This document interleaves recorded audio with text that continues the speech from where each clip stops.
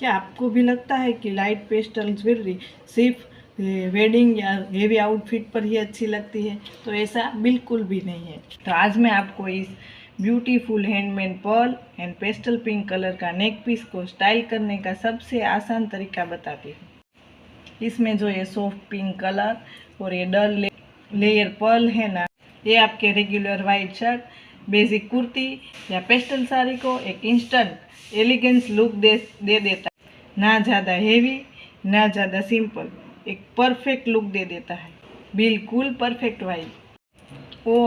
और इसके साथ ये राउंड स्टड ईयरिंग, इन्हें तो आप अकेले भी कैरी कर सकते हैं, वो भी पूरा दिन, वो भी बिना किसी इरिटेशन के, क्योंकि ये सुपर लाइट वेट है।